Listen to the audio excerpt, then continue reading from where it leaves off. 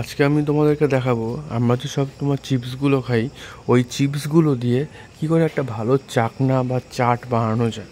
তো ফার্স্টে আমি নিয়ে নিলাম লেজের কতগুলো প্যাকেট আর কুরকুরের প্যাকেট। লেজের তোমার 3-4টা ফ্লেভার আছে, কুরকুরে আছে, সবগুলো ফ্লেভার আমি এখন এইভাবে এক এক করে প্রত্যেকটাকে ভাঙবো, ভেঙে নিয়ে একটা বাসনের মধ্যে রাখবো, সঙ্গে কুরকুরেটাও রাখবো।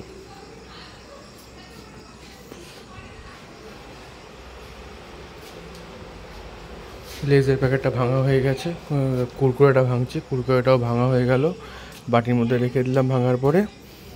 এবার লেজের যে বাকি প্যাকেটগুলো আছে ওগুলো সবগুলোকে এক এক করে ভাঙতে থাকবো।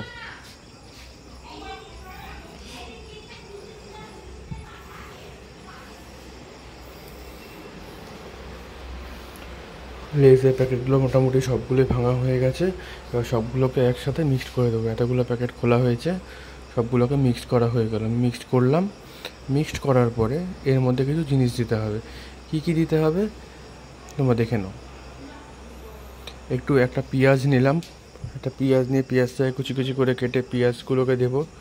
দেওয়ার পরে একটু লঙ্কা নিলাম, লঙ্কা কুচি করে কেটে এর মধ্যে দিয়ে দেবো।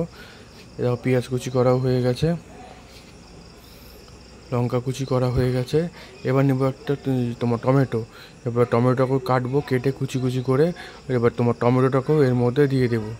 দিয়ে দেওয়ার পরে সে তোমার লেবুটা কেটে লেবুটা চিপে দেবো, আর পরিমাণ মতো লবণ দেবো। লবণ দিয়ে দেখো মিক্সড করব।